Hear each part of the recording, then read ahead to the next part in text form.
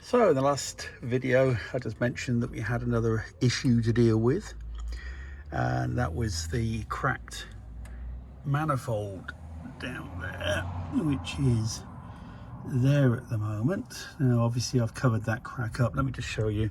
So I've got a equivalent of a Dremel, and on the end of that I've got a little burr grinder. So I cleaned all of the area around the crack up.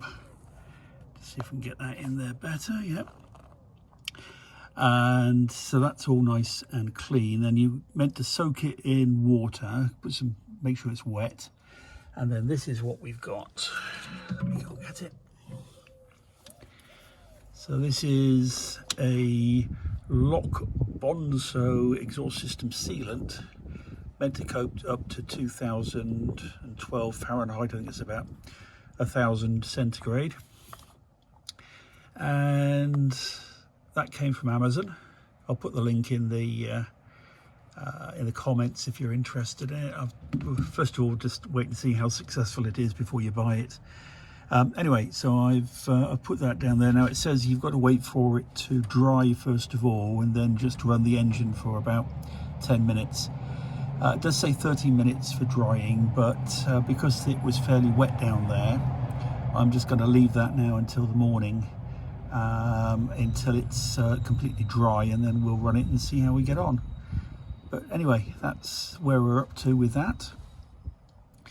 I do need at some point to try and find a new manifold. We can replace that easily when we've put it out of its work that we've got lined up for it to do the UK.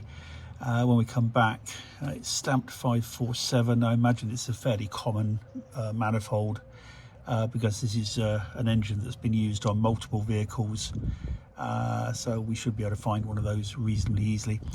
Somebody said weld it, but then again I have had a couple of more comments from people saying they've welded theirs and it's ended up cracking again.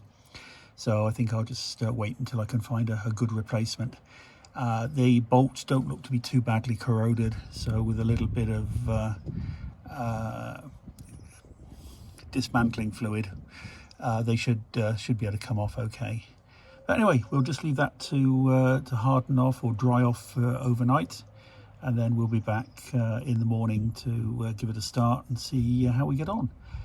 I don't think there's any other way of doing it at this point, but it's been like that for a while, I think. And I think it's just a case of trying to keep the noise down a little bit, and also just keep the gases from coming out. It's not doing any harm, just annoying. Okay, so let's see what happens in the morning. I shall be back, well, for you guys in a few seconds. All right, see you in a bit.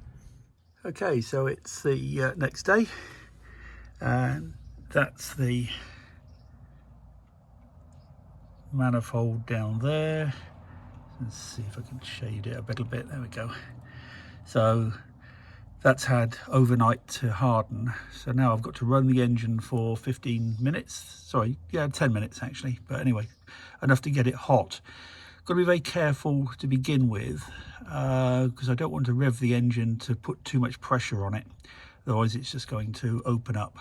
So I'll just try and have it just tick over, and we'll see how it goes. Fingers crossed, but it is very, very close to the top of the manifold, so this may or may not work, but we'll find out. Okay, I'll be back in a second when it's up and running and getting hot. Okay, as you can hear, that's just ticking over nicely, and so far so good. Let's see what's going on there. Definitely holding.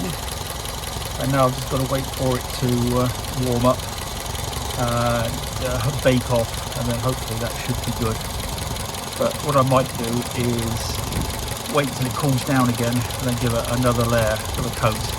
But so far, it hasn't popped through. So yeah, I think we might be good. Temporary repair, of course, until I can find another one. But for the time being, I'm quite happy with that.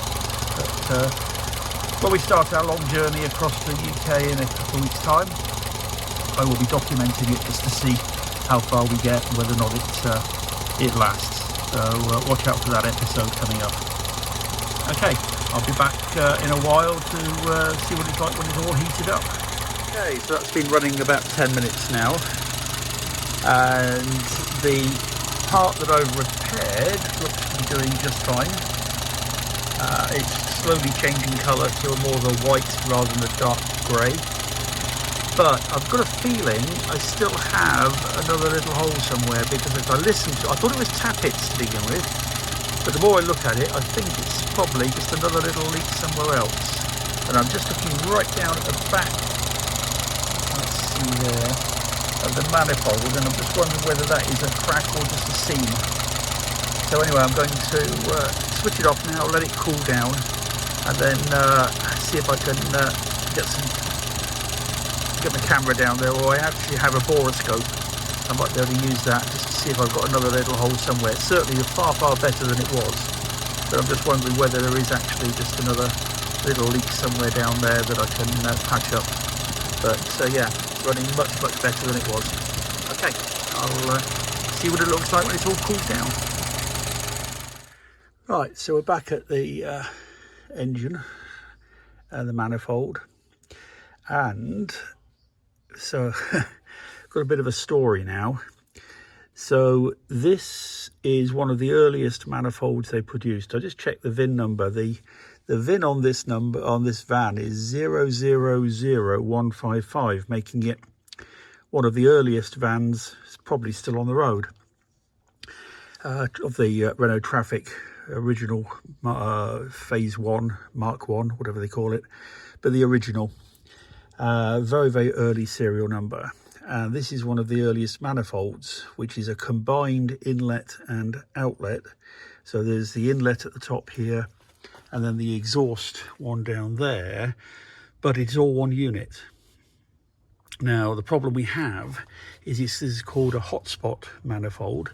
So this pipe here is for hot water coming from the radiator, which heats the base of the carburetor.